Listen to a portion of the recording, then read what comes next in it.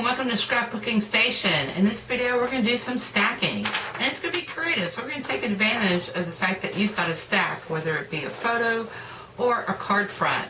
And if you're afraid of stacking because you don't like peeling off dimensionals or foam squares, you know what? Take out some of your packaging and cardboard, and we're going to layer everything up that way. So I'm going to put the camera over my shoulder and we'll get started. For the first project in this video, we're going to be working on stacking photographs, and this is for a scrapbook page. And so what I want to create is something like this. So I've got 1, 2, 3, 4 layers. You know what? You only need 2 photos. They have to be exactly the same. So when you find a photo you like, you've cropped it, just create a duplicate, and then you've got what you need. So 2 exactly the same with the same exact images. Now, you want to decide on this layer, how far in you want to go. It really doesn't matter what the size of your photograph is because you're just going to be working from the edges. And as we go further along into this video, you get a feel for that. So I decided on 1/2 inch. And so for this first photo, the first thing I'm going to do is come in 1/2 inch on every side. And I'm going to create, actually, coming from the bottom, my 3rd layer. And that's going to be this. Now on the second photo, you want to take half of that dimension. So I had 1/2 inch here, and then you want to come and cut 1/4 inch from every side. So not 1/2 inch from 2 sides, 1/4 inch from every side, and then we'll be back. So now I've come back, and this second photo is, again, cut it a little bit smaller, 1/4 inch on all sides, and then I want to take the same measurement I used here, and cut my window for my top image, and that's going to be this piece. This one's already raised up because now you got to decide on the thickness for your stacking. And my subscribers know I love to use cardboard, and this is my favorite pizza box. It's about a 32nd of an inch. If you were to use foam squares or something, you still have to back. Let's look at this one because I backed this one as well. You would still have to back it first and then attach your little foam squares or dimensionals to raise it up. So I've got this, this. I just want to add a little bit more dimension. So the last thing I'm going to do, and I've already done it on all of these, but when you have a white core, and it doesn't matter whether it's photo paper or printed paper, I like to edge. So I've got my gold Sharpie marker, and I'm just going to come across, and I don't know how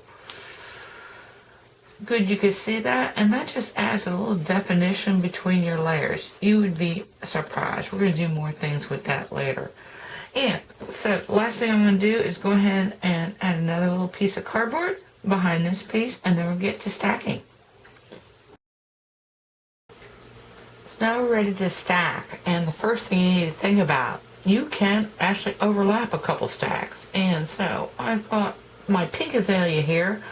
This is my red, and now I want to stack my white. But before I get too carried away, over here, I'm kind of looking at how that's going to go, and then compare that to how this frame is going to go, and now I'm just good to stack. And when you do that, I think I'll probably start with this one, but you just want to make sure that you are finding somewhere along your edge that's going to exactly match up, and then just adhere it.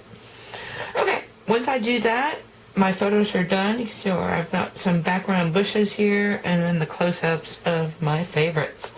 And so I'm going to add some butterflies, and then we're going to talk about the other materials used in this layout. Okay, I've got a few different butterfly images, but let's talk about the background first because this is pattern paper from Wing Things. It's finished in a flash kit, so it comes with coordinating brads, which are all these chunkier elements. And when you've got stacked photo images like this, you've got protection for these are embossed butterflies. This is a Sizzix embosslet that does most of these little guys.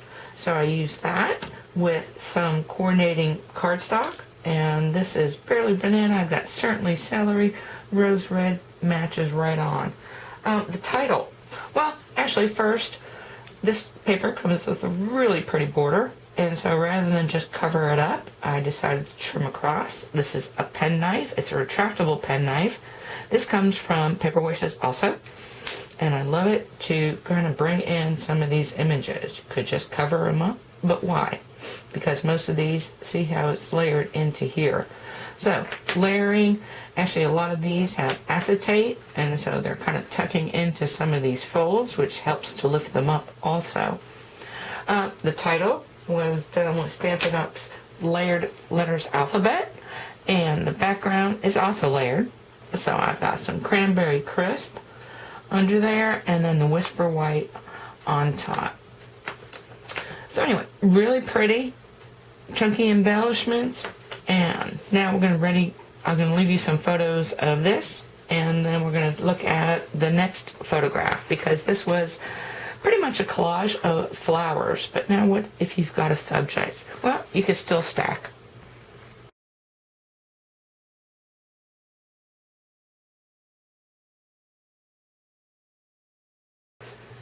In my second project, the photo is quite different. I've got a subject, and the great thing about stacking is you can add focus to the subject of your photo while still keeping it in context.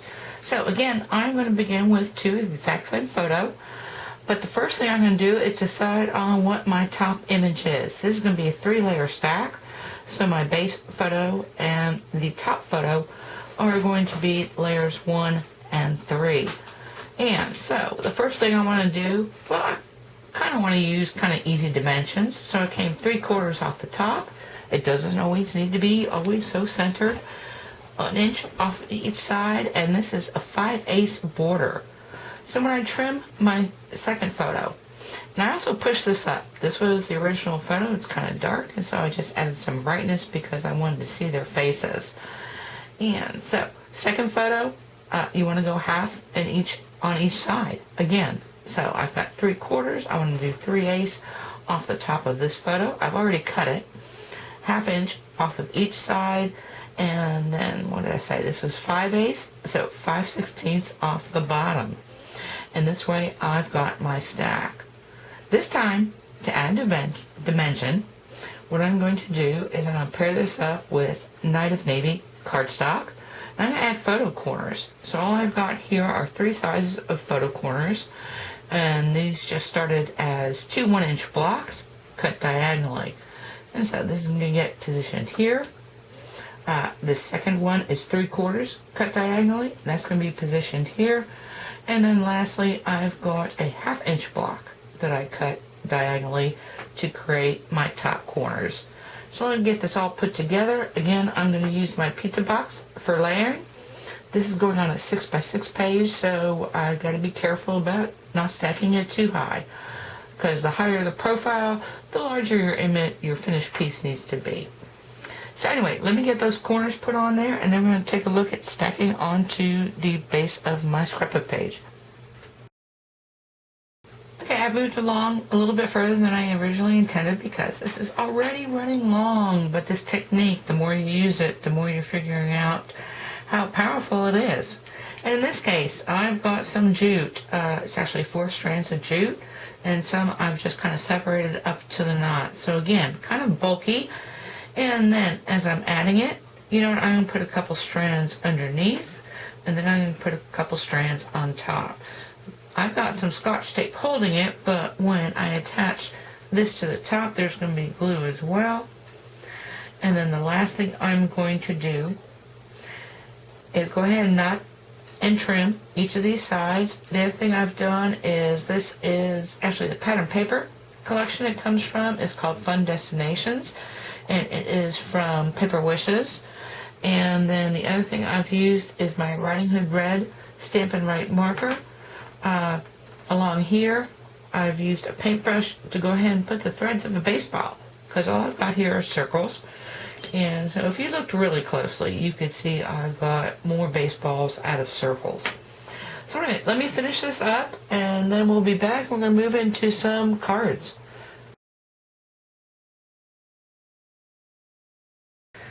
So in this first card, the technique is exactly the same. I've got 2 panels that begin exactly the same size. Now I'm going to use different colors of the exact same pattern. And by exact same pattern, what I'm talking about is this is a directional image, and actually they're little squares. And if I were to kind of off skew it a little bit, and all I've done, I'm going to show you that in a little bit. but this is from Paper Stacks. It's retired about a year ago, so I've got a lot of these patterns. I'm going to increase my edge. So this is going to be my base piece, and I'm going to increase it to 1 inch on all sides. So that makes life really easy, and this way I've got my 3rd layer. And there's going to be a 4-layer card. For this other one, I'm going to trim off 1/2 inch, but rather than just cut off strips, I'm just going to make a frame, because I can use a frame more than I can use little pieces of this pattern paper. And then 1/2 inch, because it's half of this measurement, and then when I get this smaller piece, I'm going to cut my 1 inch window. Okay, rather than create a bunch of squares that fit exactly, because these are easy dimensions, this is going to be on a 6 and a 4.5 inch card, and all I've done is come in 1/2 inch for my base panel and then work from there. But like I said, this way, if I were to layer these right on top of each other, they're going to match exactly. So it's much easier to cut 2 panels starting from the same place in my pattern and finishing in the same place. And think about that for a little bit. Okay, now what I want to do, and I keep saying add dimension, but when I edge, that's to add definition. And when I put those corners on, that's to add definition. So I am going to edge everything again in black, but this time I'm going to mat each of my frames, or each of my layers. So each one is going to be matted. So it's going to end up something like this. I'm going to have a 1/8 border. I've already put that together, and the reason I want to do that, well, I've got a lot of this paper, and this is black glitter paper from Paper Wishes. And so I've got this. I've already decided on my layers, and it's going to be a little bit thinner cardstock. I think this is a separator from some product. And so I've got that because I don't want too much height. Again, I'm going to have 4 layers, and I'm going to pick this one off the base as well. So let me pull this back. The other thing I'm going to do, I'm going to add some die cuts. So once I get all my cardboard behind that layer, I'm going to begin stacking. Well, I got to put the cardboard behind, and then I've got to put the frame on top. And then I'm going to start stacking. But you can see where I've got some die cuts. This is just a note. Die cuts, it comes from Paper Wishes. And so it comes looking something like this. It's got this great swirl across it. And that's the only portion I'm going to use in this card. And I've got just a note also that's going to be die cut. So let me put some of this together. I'll take pictures of the process, so how it accumulates along the way, and then I'm going to take a look at the finished piece. So here is the finished Just a Note card, and it is so pretty. So the first photo, like I said, backed it, put my glitter paper on top, and then put the frame on top. But before I start layering, I found something else, and these are some music note brads, and I call them card stuffers. I get them from Paper Wishes. I order what I want to, and then I start tucking in little extra clearance items. And actually, this glitter paper was also a clearance item. And, you know, sometimes you hit, sometimes you miss. I knew the music note brads would be a no-brainer, but this has a black core, and it is actually, you might not see that in the photos, but it's got glimmer. So, 2 really great card stuffers. And now what I want to go to is that, again, taking advantage of these stacks. And so, when I saw the jute, I mean, how often can you raise jute up off your card front or your scrapbook page? Well, I thought the same thing about these delicate die cuts.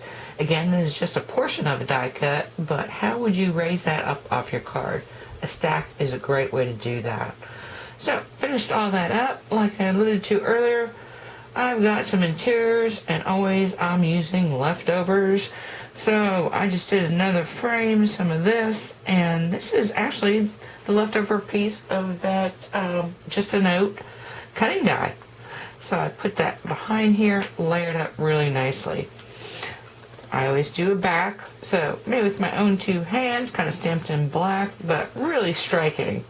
You know what, if I was not so anal about keeping my profile low, if you were to send this or thicken up those layers with some thicker cardboard or cardstock, put it in a box, and it would be even more striking and dimensional. Now, okay, yeah, that was kind of an moment because I needed to bring in some of this other stuff, because originally I was going to do the envelope and use either the same pattern paper color or bring in my pistachio pudding and make that as my envelope. But I thought again, you know what? Coordination is Stampin' Up's forte, and which is why I hang with it. So I've got this embossing folder. It's got that same sort of scalloped pattern on it.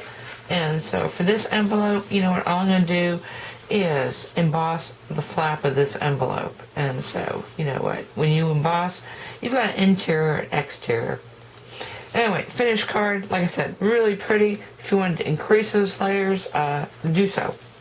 And I'm going to move into this next project, because I'm taking again one of these really fine, delicate die cuts and using my stacks to kind of bring it up off the card. So let me bring these products in and we're going to talk about this last project is another card. And so the first thing, I'm going back to my Wing Things pattern paper, and I'm running pretty low. So this is a great technique for that, because as I'm cutting these hearts, well, first off, I'm using a different cardboard. This actually came from either a pie box or a cake box, but it's really pretty. And the reason I'm going to use that and not cut inside these hearts is because I bought hearts framelits, and this is a collection from Stampin' Up, an older collection, but I think it's still available. And again, I'm going to stack them, and I'm going to interlace them with, in this case, this is a die cut from Love and 5 Hearts from Paper Wishes. So love die cuts where I can use outies and innies, and they've got words. Speaking of words, the last die cut I've got comes from Hello You Thinlits, and you gotta love letters and script in die cuts. And actually, if you haven't tried delicate die cut lately, they're making them much better. So again, I've got kind of this chunky double knotted coordinating ribbon that also came from Wing Things. And then the last thing I'm going to talk about, since I'm running low of paper, this was kind of by accident, but this paper comes from that Wing Things collection, but there's only the outside edges that are kind of molted. And so I wanted to make sure that I had this for my envelope, because I knew I was going to do that ahead of time.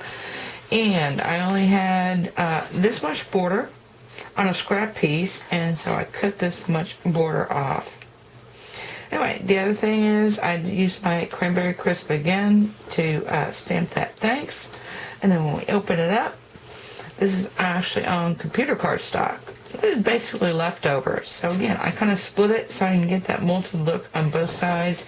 Added my Barely Banana, just a strip, little heart, kind of a leftover from this piece. Anyway, looking at the back, I just picked some other hearts, loads of love. So, thank you. I've got plenty of room to write something. Really pretty. So at the very end, I'm going to leave you photos of those last two cards, but I didn't get to this. And what we're going to talk about next in stacking, so it's going to be another creative stacking video, but what if you have one of something? And I'm thinking these hunky-dory, really large, they call them toppers. I think the Brits make larger cards than we typically do. So anyway, we're going to be talking about using one of something. So whether you've got toppers this size or whether you've got pattern paper and you don't want to layer two, we're going to do the same sort of thing here. And then we're going to do more things with photographs on your scrapbook pages, because that is a really great technique. So we're going to be using 2 photos, but I promise no more frames, no more center cutting. So anyway, I hope you stay tuned for that. I've got several other videos somewhat in process, so please subscribe. Anyway, I hope you took something with you that you can use in your own paper crafting, and thank you for watching.